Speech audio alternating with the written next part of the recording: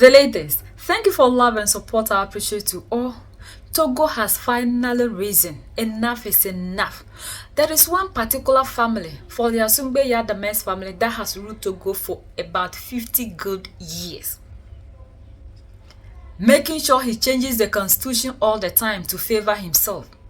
Simple because he wants to stay in power to rule the people forever and ever, just as what happened to the father. So Togo for all these years haven't had the opportunity to decide who their leader will be, yet ECOWAS is quiet. France and the West that claim they are fighting bad leaders and dictators and leaders who have stayed in office for a very long time because they are looking for the betterment of the people, are silent about what is happening in Togo, simple because this one is benefiting them. But the citizens in Togo said enough. Finally, they are out, telling the world that they are no longer pleased. Recently, we've seen that this man came out and elected a ceremonial president who can only represent the people during ceremonial activities, but he himself is still going to be the president. And we're expecting that the citizens in Togo will come out against this. But finally, they have been bold because according to source, Togolese do not have the freedom, even though they claim they are practicing democracy. You cannot talk in Togo. You can't even breathe. Anything that you do in Togo that is against the president, you are in trouble. So they are not able to even come out to demonstrate. But finally, Togolese have gathered the courage to demonstrate against this bad leader, this dictator. The demonstration is massive. We've seen the hypocrisy in ECOWAS. Yet when this man changed and became the next president again, and he's going to rule the Togolese people forever, ECOWAS never did anything. AU never said anything. But you are the same people who were quick in giving sanctions to Mali, Niger and Burkina Faso for deciding to rise up and fight for the betterment of their people. Les manifestations ont eu lieu hier soir et ce matin à Lomé au Togo afin de critiquer le régime en place et demander la libération du rappeur Amron. Plusieurs personnes ont été arrêtées, ce fut le cas de notre correspondante Faure qui revient sur ces manifestations. Les manifestants sont sortis très tôt ce matin à l'aube pour se rassembler dans différents quartiers de Lomé. Des rassemblements inédits dans un pays où les manifestations sont régulièrement interdites. Cela fait quelques jours que la tension monte, notamment depuis l'arrestation du rappeur Amron, très connu pour ses prises de parole sur TikTok, très critique du pouvoir.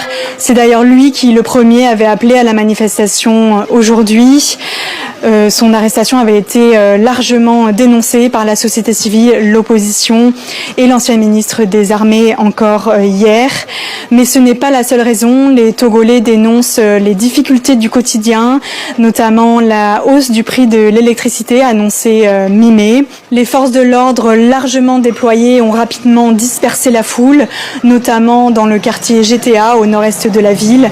Plusieurs arrestations ont eu lieu, comme celle du créateur de contenu assez connu Gildas Koundé, qui a été interpellé en live sur les réseaux.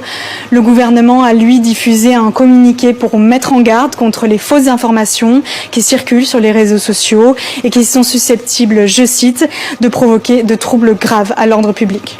Il est pas! Il est pas! Il est pas! Il est pas! Il est pas! Il est pas! Il est pas! Il est pas! Il est pas!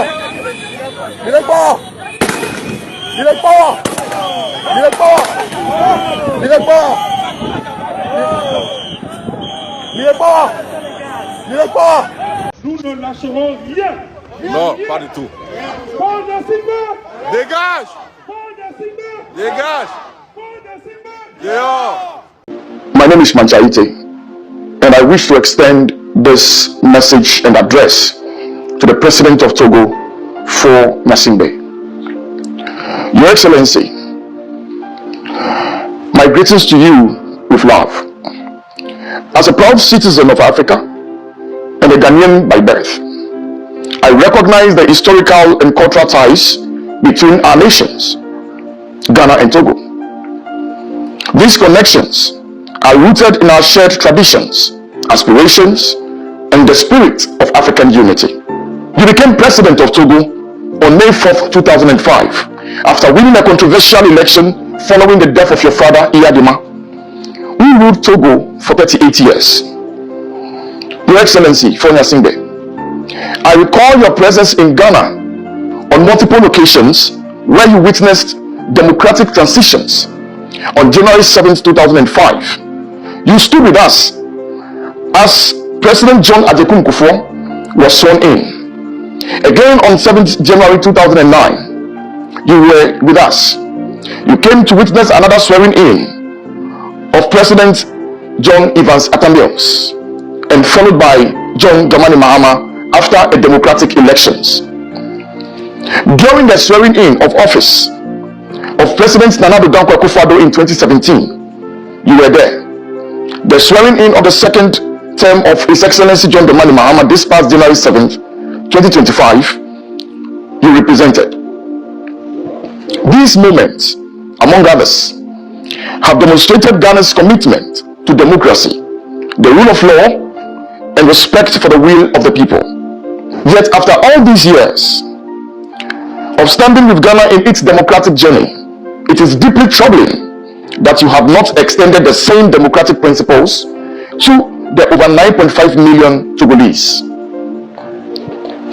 Despite your long rule of 20 years of office and your father's 38 years long holding on to power, making over 58 years of one family in power, Togo remains deprived of the true democratic experience that Ghana and many African nations have embraced. The people of Togo deserve better, and they deserve the right to freely choose their leaders, experience political freedom, and enjoy full rights without fear of oppression or dictatorship. Democracy is the implementation of various ideas and opinions of leadership to better the lives of the people. But in the case of the people of Togo, it is different. Because one family has hijacked the will and the rights of the people to their advantage. Togo deserves independence from your family. Allow the beautiful people of Togo the right to choose their destiny as far as leadership is concerned. Your Excellency Faure, you have subjected the voice of the masses in Togo. The people are scared to talk because their right to democracy is robbed by your family. 58 years of office for one family is enough. I call this black colonization. I call this dynasty. I call this autocracy. Mr. President Faure, this is kleptocracy and not democracy. The people of Togo deserve much better than what they have today under your oppressive family. And this will definitely come to an end. It may take a while, but it will happen soon. ECOWAS sanctioned and was ready to go to war, but ECOWAS was there celebrating with the Togolese president when he decided to hijack the nation. They never said anything. They were all smiling because it pleases their oppressor. It pleases Yolo Popo. They are only there to represent European Union in Africa. So all these organizations that we have in Africa are never for our interest. We are the ones that have to rise up and fight for our freedom. The only language that the oppressor do not have upper hand is what is happening in Mali, Niger, and Burkina Faso, not what is happening in Gabon and Guinea, because those ones are still under their control. Why is it that we are kept as slaves in our own countries, in our own continent? After these people left, they still had people that will continue the job on behalf of them. The African leader do not see the reason to which they should be leaders. All they think about is what they will make out of us. We have become their business that they sell to Yolo Popo in order to make money. This is the time that all Africans must rise up against all these people, because if we continue to be waiting for people to come into the continent to set us free, it will never happen. The Baal leaders are the ones that are always painted good to us, yet these ones we know have nothing to offer, and the good ones that are doing everything possible to set us free are the ones that change the narrative to us that they are rather bad. Now that we know the tactics and we are understanding their language, we are the only ones, the youth, that can rise up against all these things that are happening in our continent, because the other ones, as the old ones, are all bought. And there is nothing they will ever do to set us free, because they don't understand the language of freedom. If you do, you wouldn't have all the manner resources and be giving them out for ink and paper. This is the time for all the youth to rise up. Our brothers in Togo did a great job. Enough is enough. Enough of the oppression. Enough of that rule. We've seen that happen in Gabon. Ali Bongo, and now it's in Togo. We are seeing some in Cameroon. One is in Ivory Coast. We all have to rise up and fight all these systems that do not benefit us. United we stand, divided we fall, and united we keep standing forever and ever. The greatest enemy of the African is mental slavery. So let's decolonize ourselves from mental slavery. Let's keep sharing to educate our brothers and sisters. Together we make Africa great for ourselves and the next generations that are going to come. So that's the latest around the world, in Africa, West Africa, and in Togo.